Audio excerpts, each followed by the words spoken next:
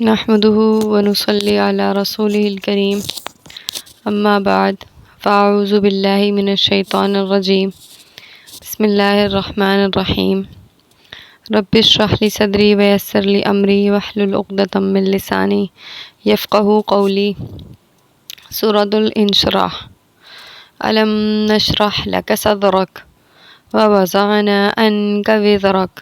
الذی انقض ظہرک ورفعنا لک ذکرک فإن مع العسر یسرا إن مع العسر یسرا فإذا فرغت فانصب وإلى ربك فارغب۔ الم نشرح، کیا ہم نے نہیں کھول دیا، لکا آپ کے لیے، صدرکا آپ کا سینہ۔ الم نشرح لک صدرک، کیا ہم نے نہیں کھول دیا آپ کے لیے آپ کا سینہ۔ ووضعنا، اور ہم نے اتار دیا، عنکا آپ کے اوپر سے، وزرکا آپ کا بوجھ، الذی انقض وہ بوجھ، انقض جس نے جھکا رکھا تھا، ظہرکا تیری پیٹھ کو۔ ووضعنا عنکا وزرک، اور اتار رکھا ہم نے آپ پر سے آپ کا بوجھ، الذی انقض ظہرک جس نے آپ کی پیٹھ جھکا رکھی تھی۔ ورفعنا لک ذکرک، اور ہم نے بلند کیا آپ کے ذکر کو۔ فإن مع العسر یسرا، بس مشکل کے بعد آسانی ہے۔ ان مع العسر یسرا، بے شک ایک مشکل کے بعد آسانیاں ہیں۔ فإذا فرغت فانصب، پس جب آپ فارغ ہو محنت کر کے، وإلی ربک فارغب، تو اپنے رب کی طرف دل لگائیے۔ اس صورت کے اندر اللہ رب العزت نے سب سے پہلے تو یہ بات بیان کی ہے کہ اللہ تعالیٰ نے آپ کا جو سینہ ہے وہ علوم نبوت کے لیے کھول دیا۔ اور بعض روایتوں میں یہ بھی آتا ہے کہ واقعتاً ہی حضرت جبرائیل امین نے آپ صلی اللہ علیہ وسلم کے صدر مبارک کو شق کر کے آپ کے دل کو نکال کے اس کو جو ہے دھویا تھا، اور اس کو دوبارہ جو ہے واپس اپنی جگہ پر لگا دیا تھا۔ اور یہ اس لیے کیا تھا کہ تاکہ آپ کے اوپر جو آپ کے اوپر نبوت کی بہت بھاری ذمہ داری آنے والی ہے وہ کیا ہو جائے، آپ کے لیے آسان ہو جائے، اور آپ کا دل جو ہے اس قرآن کریم کے لیے یا اس نبوت کے لیے پاک اور صاف ہو جائے۔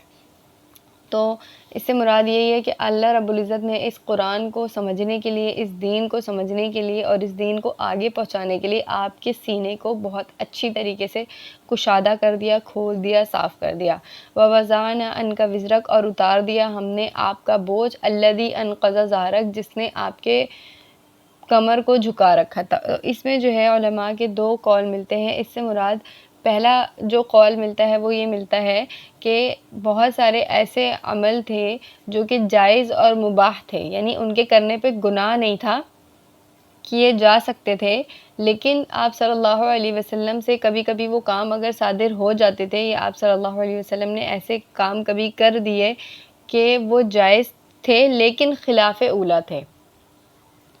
تو اس کے جو بوجھ سے یا اس کو سوچ کے آپ صلی اللہ علیہ وسلم پر جو ہے ایک شاق کیفیت ہوتی تھی، یا آپ صلی اللہ علیہ وسلم اس بارے میں بہت سوچتے تھے، تو اس لیے جو ہے اللہ رب العزت نے یہ آیت نازل فرمائی کہ ہم نے آپ کے اوپر سے وہ بوجھ ہٹا دیا جس نے آپ کی کمر کو جھکا رکھا تھا، یعنی کہ وہ جائز اور مباح کام جو بعض اوقات رسول اکرم صلی اللہ علیہ وسلم جو ہے حکمت اور مصلحت سمجھ کر اختیار کر لیتے تھے، لیکن بعد میں معلوم ہوتا تھا کہ یہ خلاف اولیٰ ہیں، تو آپ صلی اللہ علیہ وسلم کو اپنی شان اور تقرب الہی میں خاص مقام حاصل ہونے کی بنا پر ایسی چیزوں پر بھی بہت سخت رنج، ملال یا صدمہ ہوتا تھا، یا آپ اس بارے میں بہت سوچتے تھے، تو اللہ تعالیٰ نے اس آیت کے اندر یہ بشارت دے دی یا یہ خوشخبری سنا دی کہ آپ پر ان باتوں کا بوجھ کیا ہے، ہٹا دیا گیا، یعنی آپ سے ان معاملات پر مواخذہ نہ ہوگا۔ یعنی ظاہر ہے جب ایک بندہ مقرب ہوتا ہے تو وہ یہی چاہتا ہے کہ اس کا تقرب ہمیشہ رہے، یعنی جیسے اب اس بات کو سمجھے کہ اگر کوئی ایک کلاس کے اندر اسٹوڈنٹس کافی سارے ہیں اور ایک اسٹوڈنٹ بہت زیادہ خاص ہے، بہت اچھا ہے پڑھائی میں، اور اس کے لیے کوئی ایک ٹیچر بہت زیادہ اچھی ہے، تو وہ ہر طرح سے کوشش کرتا ہے کہ میں ہر طریقے سے اپنے اس ٹیچر کو جو ہے نا راضی رکھوں، ہر طریقے سے خوش رکھوں، یعنی وہ ٹیسٹ بھی اچھا دیتا ہے، وہ ہینڈ رائٹنگ بھی اپنی اچھا رکھتا ہے، وہ اپنا مطالعہ بھی اچھا کرتا ہے، وہ ساری چیزیں بہت اچھی کرتا ہے، اس کے علاوہ کلاس کے اندر اپنے آپ کو ریپرزینٹ بھی اس طریقے سے کر رہا ہوتا ہے کہ ٹیچر اس سے بہت خوش ہوں۔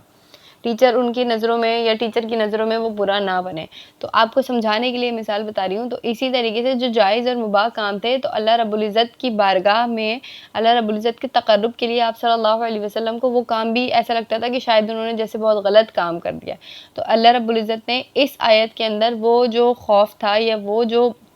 بوجھ تھا وہ ہٹا دیا اور فرمایا کہ آپ سے ایسی چیزوں سے جو ہے مواخذہ نہ کیا جائے گا. یعنی کوئی بات نہیں، اگر ایسا ہو گیا ہے تو ٹھیک ہے، کوئی مسئلہ نہیں ہے. آگے جو دوسرا قول ہے وہ یہ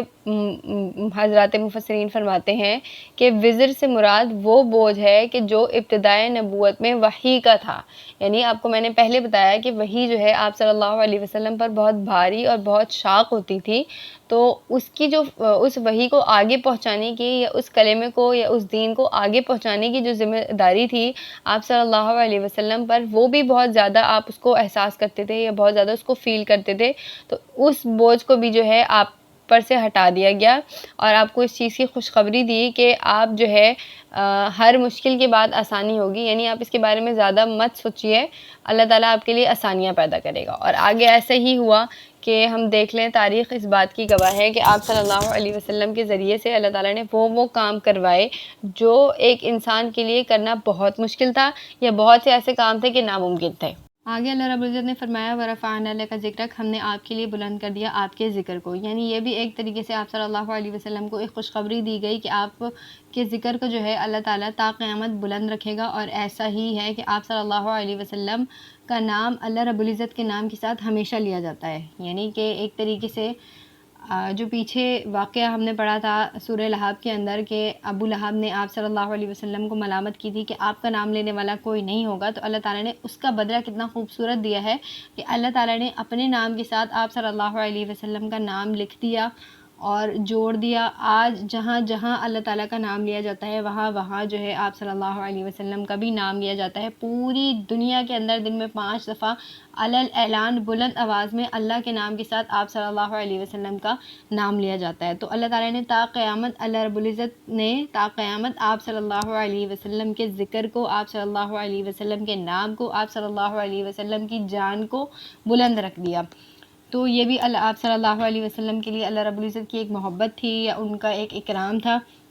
آگے اللہ تعالیٰ نے فرمایا فَإِنَّ مَعَ الْعُسْرِ يُسْرًا، کہ بے شک ایک مشکل کے ساتھ آسانی ہے. ان مع العسر یسرا، بے شک ایک مشکل کے ساتھ آسانی ہے. اب اس مع العسر یسرا کا اگر لغوی تحقیق یا معنوی تحقیق کرتے ہیں تو اس کا جو خلاصہ نکلتا ہے وہ یہ ہے کہ ایک پریشانی کے بعد 2 آسانیاں ہیں. تو اب اس کے اندر کچھ باتیں ہیں سمجھنے والی کہ ایک تو اللہ تعالیٰ یہ کہہ رہے ہیں کہ ان مع العسر یسرا، ایک پریشانی کے بعد 2 آسانیاں ہیں. تو ایک بات یہ ہے کہ یہ جو آسانی ہے یہ علماء فرماتے ہیں کہ یہ آپ صلی اللہ علیہ وسلم اور صحابہ اکرام رضوان اللہ عنہم اجمعین کے ساتھ خاص ہے، عام امت مسلمہ کے ساتھ خاص نہیں ہے. یعنی یہ جو وعدہ اللہ تعالیٰ نے کیا ہے کہ پریشانی کے بعد جو ہے آسانیاں ہیں، تو وہ صحابہ سے اور آپ صلی اللہ علیہ وسلم سے کی گئی ہیں. تو